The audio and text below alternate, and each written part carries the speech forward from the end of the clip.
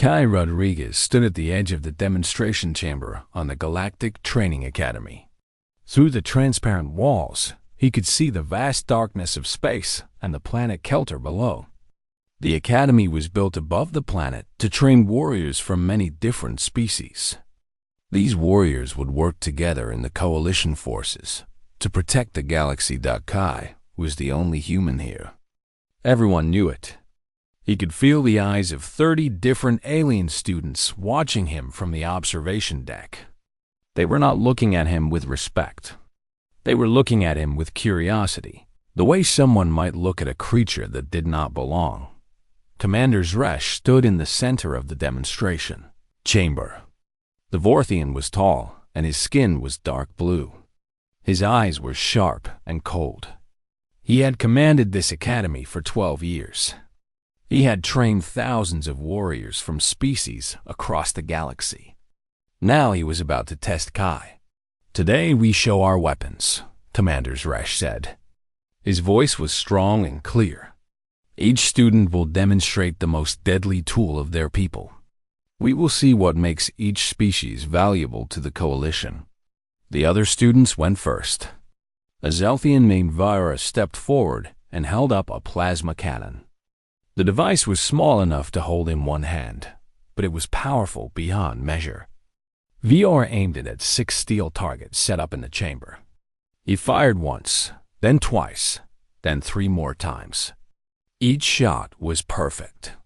Each shot destroyed its target completely. The steel melted and fell to the ground as liquid metal. The other Zelthians cheered from the observation deck. Vio walked back to his place with pride in his movement. Next came a Krell, named Marsh. The Krell were insect-like creatures with many arms. Marsh held up a blade that glowed with blue energy. He moved with speed that was hard to follow with human eyes. His blade cut through steel, through stone, through everything that was placed in front of him. The blade did not just cut. It burned where it touched. The Krell on the observation deck made sounds that meant approval. One by one, the alien students showed their weapons. A Thracian with a device that shot sharp particles at the speed of light. A Vorthan with a sword that could freeze anything it touched. A Klaxon with a gun that fired explosive energy balls. Each weapon was advanced. Each weapon was deadly. Each student received cheers from their own people. Then Commander Zresh looked at Kai. "Human," the commander said. "It is your turn. Show us the weapon of your people." Kai walked to the center of the chamber. He was young, only 22 years old. He had been sent to this academy to prove that humans were valuable to the coalition. It was an honor, his government had said. It was a chance to show the galaxy what humanity could do. Kai looked around the demonstration chamber. He had nothing. No weapon, no device, no tool. When he had arrived at the academy 1 month ago, he had been given the same equipment as every other student. But his weapons had broken during training. His equipment did not work the same way as it worked for the other species. What was easy for an alien was hard for a human. The academy had not understood this. The academy did not care. Behind Kai, laughter came from the observation deck. The aliens thought this was a joke. A human with no weapon. This would prove that humans should not be in this academy at all. Commander Zresh did not laugh. He only waited. His cold eyes did not move from Kai's face. "I request 30 minutes, Kai said. His voice was steady. "I request access to the materials in the maintenance storage area beneath this chamber." More laughter. 30 minutes to do what? To do nothing? But Commander Zresh was curious. Perhaps he wanted to see how a human would fail. Perhaps he wanted to understand why humans were so weak. "You have 30 minutes, the commander said. "Do what you can." Kai moved quickly. He went down to the maintenance storage area. There were broken desks there, equipment that was no longer used, metal scraps from repairs, cables, and tools. It was the kind of material that humans on Earth had worked with for thousands of years. It was not advanced technology, but it was enough. He found a desk frame made of strong metal. He pulled it apart. He took the metal bars and began to shape them. He had learned basic metalwork in school on Earth. His grandfather had taught him how to work with his hands. These skills seemed useless in a galaxy of advanced technology, but now they mattered. Kai worked without stopping. His hands moved with purpose. He shaped the metal frame into a long curve. He tested the tension. Not quite right. He adjusted. Again. Each time it became stronger. Next, he took cable from the storage area and twisted it carefully. He needed something that would bend and hold tension at the same time. The cable had the strength he needed. He attached it to both ends of the metal frame. When he pulled it, the frame bent slightly. When he released it, it returned to its original shape. It was what he needed. For arrows, he took metal rods from the scrap pile. He sharpened each one by hand using friction and rubbing them against stone and harder metal. He cut grooves into the wooden desktop to make arrows fly straight. His hands became cut and dirty. Blood mixed with dust. He did not stop. When 20 minutes had passed, he had a bow that looked like something from history books. It looked primitive. It looked weak. But he had made it himself from nothing. He carried it back to the demonstration chamber. The aliens on the observation deck erupted in laughter when they saw what he had made. A bow? A human was bringing a bow to fight against plasma cannons and energy swords? This was not a weapon. This was a joke. Kai looked at Commander Zresh. The Vorthian's expression did not change, but he nodded for Kai to continue. Kai stepped into the center of the chamber. He held the bow in his hands. He could feel every alien eye on him. He could hear every sound of mockery. He did not care. He had made something from nothing. He had used his mind and his hands. Whatever happened next, he had already proven something. He drew the bowstring back. He aimed at the first target. Then he released. The arrow flew straight and true. It hit the target so hard that it pushed through the steel. The target fell back against the wall. The chamber became silent. Kai drew another arrow. He fired again, and again, and again.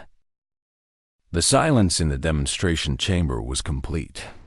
Even the aliens on the observation deck had stopped laughing. Kai had fired 5 arrows.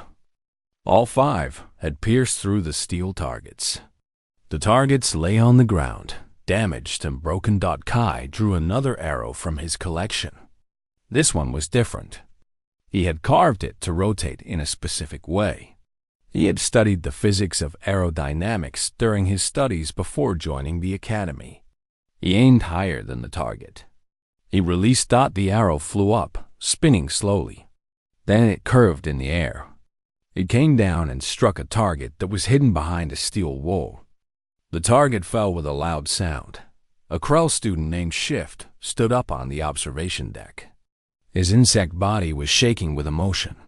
He understood what he had just seen.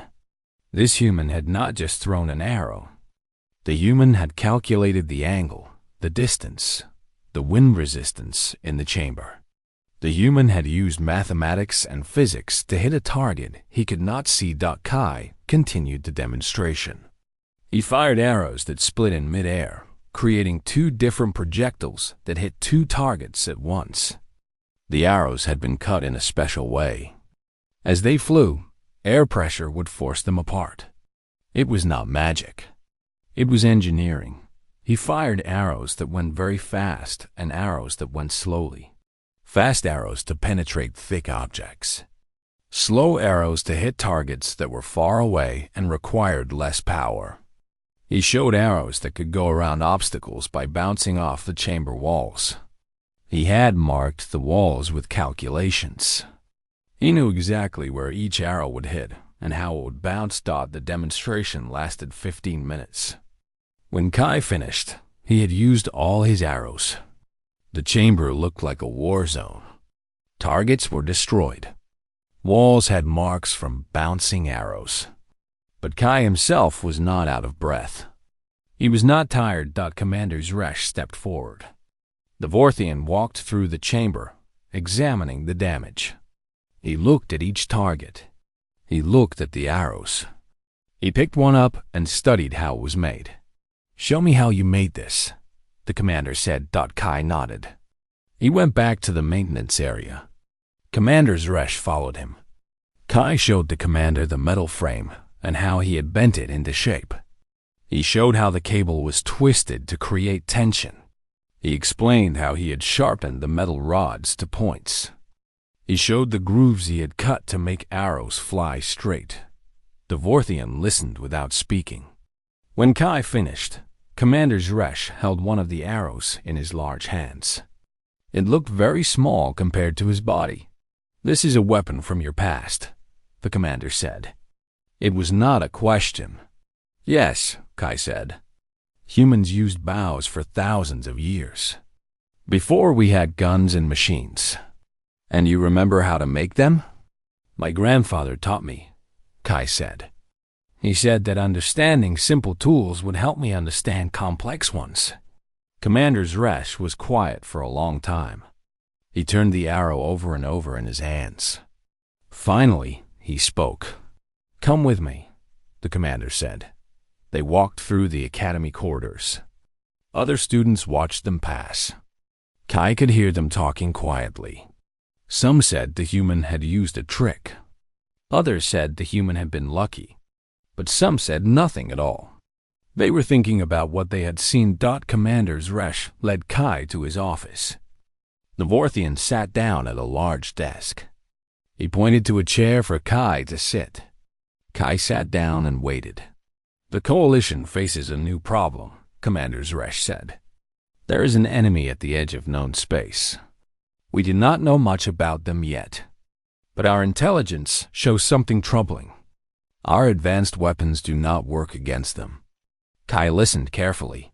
"We have sent 3 battle fleets against this enemy," the commander continued. "Each fleet had the most advanced weapons in the galaxy. Each fleet was destroyed. Our scientists believe this enemy has a weapon that can neutralize our technology. They can shut down our weapons from a distance. When they do this, our warriors must fight with primitive weapons. And our warriors do not know how to do this." The commander stood up and walked to the window. He looked out at the darkness of space. "Every species in this academy comes from a world with abundant technology," he said. "We have had advanced weapons for thousands of years. We have forgotten what it means to fight when technology fails. But your species, humans, come from a harsh world called Earth. You have learned to survive by being clever. You do not depend on one weapon. You can make something from anything." The commander turned back to look at Kai. "What you did today was not just a demonstration," he said. "It was a reminder. A reminder that intelligence is more powerful than technology. A reminder that creativity is more deadly than force. Your people understand something my people have forgotten." Kai felt something shift in his chest. He had been sent to this academy thinking he needed to prove that humans were strong. But that was not the point. Humans were not strong because of weapons. Humans were strong because they could think in ways that other species could not. "Tomorrow," Commander Zresh said, "you will begin teaching. Not just demonstrating. Teaching. I want every student in this academy to learn what you know. I want them to understand that when their weapons fail, their minds can still work." Kai nodded. He did not say anything. There was nothing to say. When he left the commander's office, Kai walked back through the academy corridors. This time, the other students did not laugh. Some stepped aside to let him pass. Others watched him with new expressions in their eyes. The Zelfian named Vior was standing in the corridor. He looked at Kai for a long moment. "Will you teach me?" Vior asked. "Will you teach me how you think?" Kai smiled. "Yes," he said. That night, Kai lay in his sleeping chamber and thought about his bow. He had made it from scrap desks and broken metal. It was not a perfect weapon. It was not the most powerful weapon, but it had done something that no advanced weapon could do. It had changed how everyone in the academy thought about what a weapon really was. Tomorrow, he would begin teaching. Tomorrow, other species would learn what humans had always known, that the human mind was the real weapon, and the human mind was something that could never be broken. 3 weeks had passed since Kai's demonstration. The academy had changed. The training schedules had been reorganized. Now, for 2 hours every day, all students attended classes taught by K. Rodriguez. He taught them about simple weapons. He taught them about physics and mathematics. He taught them about survival. Kai stood in the training room with 30 students from 12 different species. They stood around him in a circle. In the center of the circle were materials scattered on the ground. Metal scraps, wooden pieces, rope, stone, cable, cloth. All of it was worthless garbage. All of it was material for creating weapons. Today, Kai said, each of you will make something. You can make anything you want. A bow, a spear, a club, a trap, anything that can be used as a weapon or a tool. You have 2 hours. When you are finished, you will use your creation in combat against another student. The alien students looked uncomfortable. They had been trained their entire lives to use advanced weapons. Making things by hand was below them. Making things from garbage was insulting. But they had learned something in the past 3 weeks. When Kai asked them to do something, it was worth doing. So they bent down and started to work. The Zelthian named Vior took metal scraps and began to shape them. He worked slowly at first, then faster as he understood what he was doing. He made a spear with a metal point and a wooden shaft. It was simple and strong. A Thracian named Kess took rope and created a net. She wove it carefully, making sure the holes were the right size to catch small objects. She used a technique that Kai had shown her, a way of tying knots that was very strong. A Krell named Marsh worked with wood and stone. He created a hammer by attaching a heavy stone to a wooden handle. It was crude, but it was effective. Marsh had learned to respect simple weapons. Kai moved around the room, watching and occasionally helping. He did not build anything for them. They had to learn by doing. He only guided them when they were moving in the wrong direction. One student, a young Vorthan named Lance, was struggling. Vorthans were naturally strong and fast, but they did not understand how to use their minds to create things. Lance held a piece of metal and did not know what to do with it. Think about what your body is good at, Kai told him. What is the strongest thing a Vorthan can do? Lance thought about this. We can run very fast, he said. We can throw things with great force. Then make a weapon that uses those abilities, Kai said. Make something that will help you do what you are already good at. Lance's eyes brightened. He went back to work. Within 30 minutes, he had created throwing knives from metal scraps. They were sharp and balanced perfectly. When Lance threw them, they flew straight and true. When the 2 hours ended, the students lined up with their creations. Kai looked at each one. Some were good, some were bad, but all of them showed thought and effort. Now, Kai said, you will test your weapons. Find a partner. Face off against each other.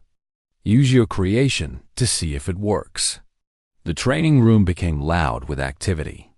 The Zelfian Vior fought against a Klaxon named Strick. Vior's spear was good, but Strick's net was better.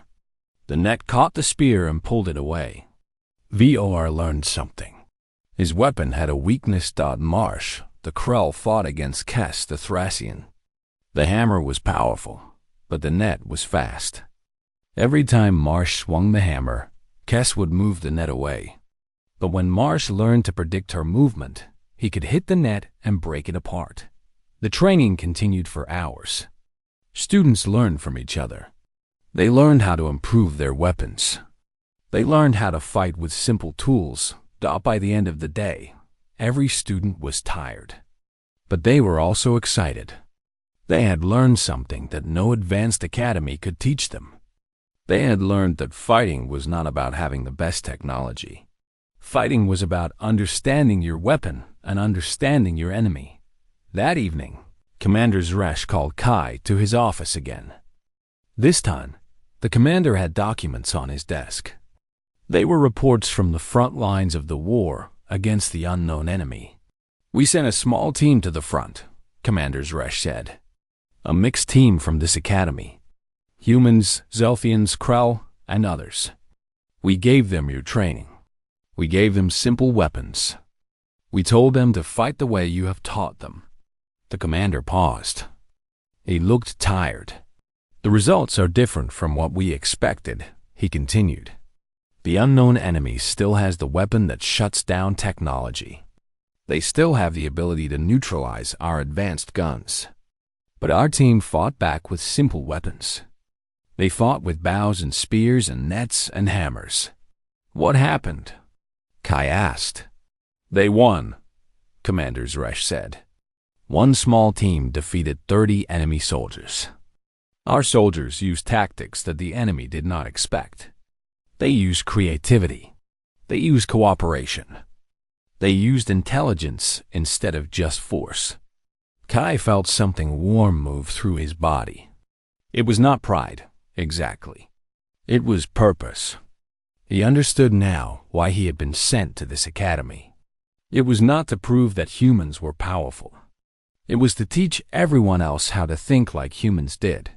"There is more," the commander said. He stood up and walked to a window. Outside, stars filled the darkness of space. Somewhere out there, an unknown enemy was waiting. "The Coalition Council met yesterday," Commander Zresh said. "They have formally recognized humanity as a member species. Not just a training academy member. A full member of the Coalition. Your government on Earth will receive this message tomorrow." Kai wanted to feel happy about this news. But something inside him was warning him that this was only the beginning. The real test was coming. The test would be when humans had to fight in real war. The test would be when humans had to lead other species. The test would be when humans had to do more than just demonstrate how to make a bow from scrap desks. "There is something else," Commander Zresh said. He sat back down in his chair. "The Coalition needs you at the front lines. We need you to lead a team of mixed species warriors. We need you to teach them how to survive when everything is taken away from them. We need you to show them that human thinking can save lives." Kai knew what this meant. He would be leaving the academy. He would be going to war. He would be responsible for the lives of other soldiers. He would be testing everything he had learned and everything he had taught. But he also knew that he was ready. "When do I leave?" Kai asked. "In 5 days," Commander Zresh said. "I want you to finish your current classes. I want the students to understand what you are preparing them for. Then you will go to the front lines and prove that simple thinking is more powerful than advanced technology." Kai stood up from his chair. He walked toward the door. "One more thing," Commander Zresh said. "Your bow. The one you made from scrap desks. We are placing it in the Academy's Hall of Honor. Future generations of students will see what one human did with his mind when he had nothing else to offer.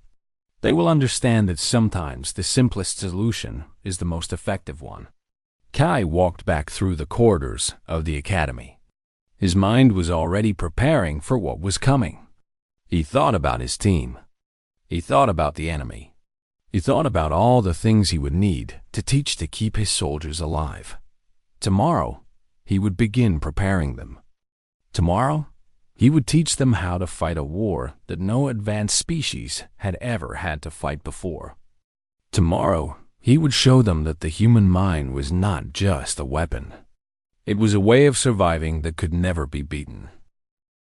Kai arrived at the front lines in a military transport. The base was built on a rocky planet with thin atmosphere. Everything looked broken and damaged. There were craters from explosions. There were walls that had been partially destroyed and repaired. There were soldiers everywhere, and they all looked tired. His team was waiting for him at the command post. There were 5 soldiers. A Zelthian named Vior, who Kai had already trained at the academy. A Krell named Marsh, a Thracian named Cass, a Vorthan named Lance, and a human named Maria. Maria was from Earth. She was a pilot, but she had been sent to join Kai's team because she understood human thinking. She was the only other human that Kai had seen since leaving Earth 6 months ago. "This is your team," said Commander Volork. The Volork were a species that looked like large reptiles. Volork was the general in charge of the base. He looked Kai directly in the eyes. "I have heard about what you did at the academy. I have read the reports about your team at the front lines. The Coalition Council says you are the answer to our problems. But I do not believe in answers. I believe in soldiers who can fight and survive. Prove to me that you are more than just a teacher." Kai nodded. He did not argue. He understood that the general did not trust him. The general had probably seen many solutions fail in this war. One more teacher from an academy would not impress him. "When can we go to the front?" Kai asked. "Tomorrow," the general said. "There is a patrol route that we need to cover. It is dangerous. The enemy has been active in that area. Your team will go to investigate. You will report back what you find. If you survive, then we will talk about bigger missions." Kai spent the rest of the day with his team. They told him about conditions at the front. They told him about what the enemy was really like. "The enemy soldiers are not that strong," Marsh the Krell said. "They are not that intelligent. But their technology is different. When they activate their device, all our weapons stop working. Even our simple weapons. Even metal stops working the way it should. It is like their device changes the rules of physics itself." "How long does the device work?" Kai asked. "About 1 hour," Maria said. She was studying the data on a tablet. "After 1 hour, the effect wears off. Then we have maybe 2 hours before they activate it again." Kai understood the problem now. It was not just about having simple weapons. The enemy had found a way to make all weapons useless. The solution was to understand that when all weapons failed, humans still had something that worked. They had their brains. They had their ability to adapt and survive. That night, Kai did not sleep. He thought about the problem. He thought about what his grandfather had told him. He thought about what Commander Zresh had said about humans being different. The next morning, Kai's team was ready for the patrol. They each carried simple weapons: bows, spears, knives, things that Kai had taught them how to make. They also carried basic equipment: food, water, communication devices. The patrol route took them through a canyon. The walls of the canyon were very high. The ground was rough and hard to walk on. Kai led the team carefully. He was watching for signs of enemy activity. Then they heard the sound. It was a high-pitched tone that seemed to come from everywhere. The general had warned them about this sound. It meant the enemy had activated their device. All technology would stop working for 1 hour. Kai's team tried to use their communication devices. Nothing happened. The devices were dead. They tried to use their scanners to detect enemy soldiers. Nothing happened. Everything stopped working. "They are here," Lance said. He could sense them. Vorthans had a natural ability to feel other living things nearby. "I count 20 soldiers. They are moving toward us from the north. Can we fight them?" Cass asked. She was afraid. Everyone was afraid. Without technology, they felt naked and weak. Yes, Kai said. We fight them like humans have always fought. We use our brains. We use the ground. We use surprise. Kai looked at the canyon. He understood the geography now. The walls were high. The enemy would come through the same route because it was the only way to move through the canyon quickly. Move the team to this position, Kai said. He pointed to a spot on the canyon wall, about 15 feet higher than the ground below. Use the rocks to climb. Move quietly. The team climbed. It was difficult. Marsh the Crow was good at climbing because of his extra limbs. The others struggled, but they made it to the higher ground. Now we wait, Kai said. The enemy soldiers appeared 10 minutes later. They were coming through the canyon, walking in formation. They did not know that Kai's team was above them. They did not think that human soldiers would be positioned on higher ground. This was not how advanced soldiers thought. Now, Kai said the team released their arrows. The spears flew down. The enemy soldiers looked up in confusion. They could not believe that they were under attack from above.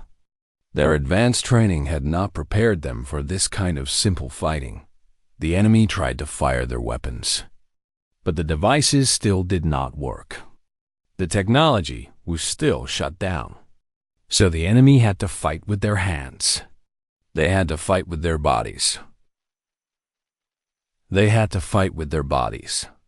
And they had not been trained for that. The battle lasted only 20 minutes. By the end, the enemy soldiers were running away. They were retreating down the canyon as fast as they could. Kai's team had won. No one on Kai's team had been killed. Only 3 had been injured. Small injuries. Nothing serious. When they returned to the base, General Vollerk was waiting for them. He listened to their report. He looked at the evidence of the battle. He saw that Kai's team had defeated enemy soldiers that were stronger and more numerous. How did you do this? The general asked. We thought, Kai said. We understood the geography. We understood the enemy's thinking. We understood what advantages we had. The enemy thinks in straight lines. They think about technology. When their technology failed, they had no other way to think. But humans have always had other ways to think. The general was quiet for a long time. Finally, he spoke. You will lead more teams, he said. I want to see if this human thinking can work in other situations. I want to see if your ideas are just luck or if they are something real. Over the next 3 months, Kai led 10 patrols. Each patrol was successful. His team learned from each mission. Other species learned that simple thinking could defeat advanced technology. More importantly, they learned to respect human thinking. They learned that when everything was taken away, humans did not fall apart. Humans became stronger. Humans adapted. Humans found new ways to survive. One day, Maria sat with Kai after a patrol. She was eating food from their rations. She looked at Kai and smiled. Do you know what is happening? She asked. What? Kai said. The war is changing, Maria said. The coalition is sending more and more mixed teams. Mixed teams with humans. Mixed teams that think the way you teach them. The enemy is losing ground. They are realizing that their technology is not enough. They are starting to understand that they are fighting people who can adapt faster than they can. Kai thought about this. He thought about his grandfather. He thought about Earth, the harsh world that had made humans strong. He thought about how different species had come to an academy and learned to see the world through human eyes. There is something that the Coalition Council is discussing, Maria said quietly. They're talking about offering leadership positions to humans, not just as teachers, not just as soldiers, as commanders, as leaders of mixed teams. They think that human thinking might be the key to winning this war. Kai felt the weight of this knowledge. Being a leader meant being responsible for the lives of others. It meant making decisions that could mean death or survival. It meant understanding not just how to fight, but how to teach other species to think in new ways. But it was what he had been preparing for since the moment he held that bow made from scrap desks. 1 year had passed since Kai arrived at the front lines. The war had changed. The enemy had been pushed back. They were no longer attacking coalition bases. Now, they were defending their own territory. Kai sat in a conference room with representatives from 5 different species. There was a Zelthian commander, a Vorthan general, a Krull strategist, a Thracian admiral, and a human ambassador from Earth named Davis. The room was large and cold, built for important decisions. "The war is almost won," the Zelthian commander said. "Our forces have captured 14 enemy territories. The enemy is requesting talks of surrender. But they still have the device," the Vorthan general said. "They still have the ability to shut down our technology. If the peace talks fail, they could activate the device and strike at our main bases." Everyone at the table was worried about this. The enemy's device was still dangerous. Technology could be rebuilt, but lives could not. "I suggest we send a human team to their main base," said the Krull strategist. Everyone turned to look at Kai. The humans have proven they can fight without technology. They can think when all other species cannot. If anyone can understand what is happening in the enemy base, it would be a human team. "This is too dangerous," the Thracian admiral said. "The main base has thousands of enemy soldiers. A human team would be killed." Kai stood up from his seat. Everyone stopped talking and looked at him. "I will go," Kai said. "I will lead a team to the enemy base. Not to fight, to understand, to see why they built this device, to see if there is another way to end this war besides more fighting." The human ambassador, Davis, looked surprised. This had not been planned. This was not what he expected. "You understand this is suicide?" the Zelthian commander said. It was not a question. It was a statement of fact.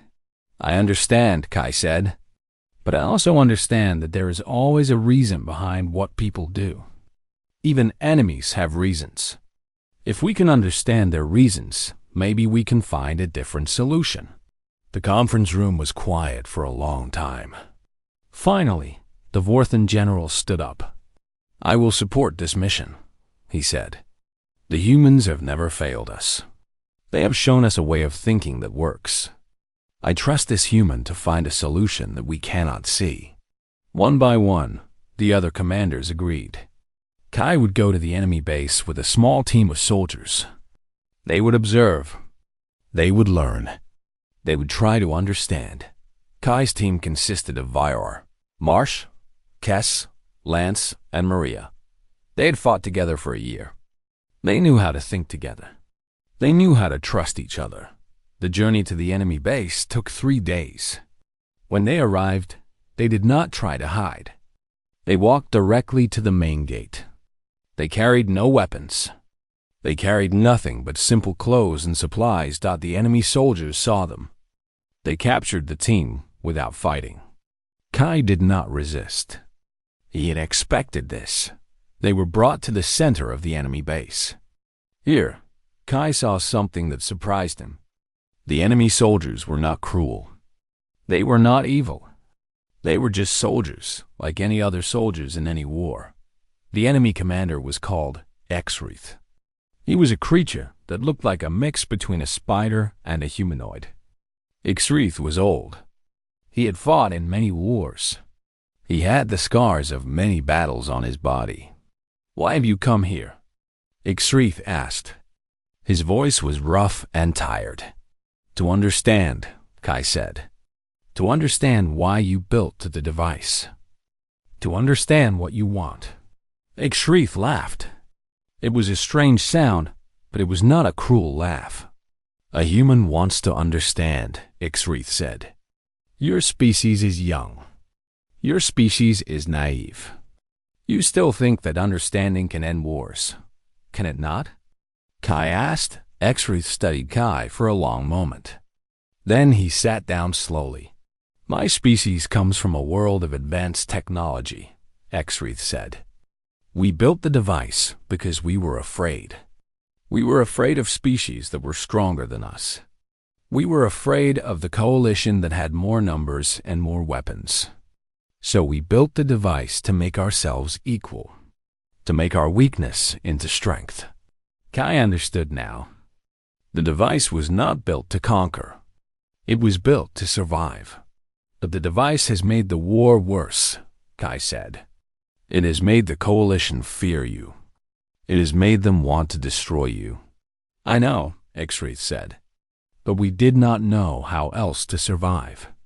When you are facing extinction, you do desperate things. Kai stood up and walked close to Xrith. The other soldiers moved to stop him, but Xrith held up his hand. What if there was a different way? Kai asked. What if your species joined the coalition?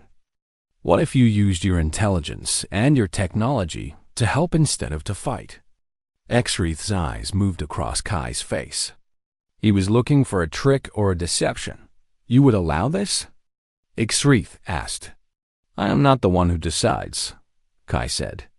But I can speak for my people. And my people have learned that there is value in every species. Even in species that we thought were our enemies. We can find a way to coexist. We can find a way to understand each other. That night, Kai met with Xrith again. The old commander told him about the enemy's fears. He told him about their history of wars with other species. He told him about why they felt so alone. Over 3 days, Kai and Xrith talked. Slowly, an understanding grew between them. It was not friendship, exactly, but it was the beginning of something that could become friendship. When Kai's team left the enemy base, they carried a message from Xrith to the coalition commanders. The message was a proposal for peace, a proposal for the enemy species to join the coalition as a protected member, a proposal that put an end to the war. The Coalition Council accepted the proposal. The war ended not with the defeat of the enemy, but with their inclusion in the coalition. The device was given to the coalition to be studied, but it was no longer used as a weapon. Kai returned to the Galactic Training Academy. He was given a new title, Director of Human Relations. His job was to help other species understand humanity. His job was to teach the value of human thinking to all members of the coalition. One day, Kai went to the Hall of Honor where his bow was displayed. The bow looked old now. It was no longer sharp. It was no longer a weapon. But it was still there, on the wall, with a sign beneath it. The sign read, Crafted from scrap desks by Cadet Kai Rodriguez. A reminder that resourcefulness is our greatest weapon. A reminder that when all else fails, the human mind finds a way. A reminder that peace is sometimes possible when we try to understand instead of trying to win. Kai looked at the bow for a long time. He thought about his grandfather. He thought about Earth. He thought about how a simple demonstration with a simple weapon had changed the entire galaxy. A young student approached him. The student was a Zelthian, the same species as Moor. The student was looking at the bow with wonder. Did a human really make that? The student asked. Yes, Kai said. From garbage? The student asked. From what others saw as garbage, Kai said. But it was everything needed. It just took someone who believed that something was possible. The student walked away, thinking about what Kai had said. Kai turned back to the bow. He smiled. The war was over. But the real work was just beginning. The work of teaching all species in the galaxy to think like humans thought. To see possibilities where others saw only problems. To believe that adaptation and intelligence could overcome any obstacle. Messages had come from Earth. Kai's family was proud. The government was proud. Humanity was proud. Humans had proven themselves not just as warriors, but as thinkers. As leaders. As members of the galactic community, Kai left the Hall of Honor and walked back through the academy corridors. New students passed him. Some were human. Some were not. But they all carried the same thing now. They all carried the human way of thinking. They all understood that when everything is taken away, the human mind can still create. The human mind can still find a way. The instructor had asked for a weapon demonstration. A human had made a bow out of scrap desks. And in doing so, Kai Rodriguez had shown the entire galaxy that humanity's greatest weapon had always been something that could not be built with advanced technology, that it could only be born from the human spirit. It could only come from the human refusal to surrender. It could only come from the human belief that there was always a way, if you were brave enough to look for it. The story of Kai Rodriguez would be told for generations to come. Young students would hear it. They would learn that one human could change everything. They would learn that when you have nothing, you have everything you need if you can think. And somewhere on Earth, in a small workshop, an old man sat working with wood and metal. His name was Antonio Rodriguez, and he was Kai's grandfather. He had taught his grandson to see possibility in simple things. He had taught him that a human mind was a weapon that could never be broken. Antonio smiled as he worked. He did not know that his grandson had changed the galaxy, but he knew that he had done something more important. He had taught someone to think. And in the end, thinking was what saved the world. The bow hung in the academy. The war was over. The alliance was formed. And humanity had its place among the stars. Kai looked up at the stars from the academy viewpoint. Somewhere out there, his home planet waited. Somewhere out there, his family waited. But for now, his place was here. His place was teaching. His place was helping others to see what humans had always known, that the human mind was greater than any weapon. That adaptation was stronger than force. That when you have nothing,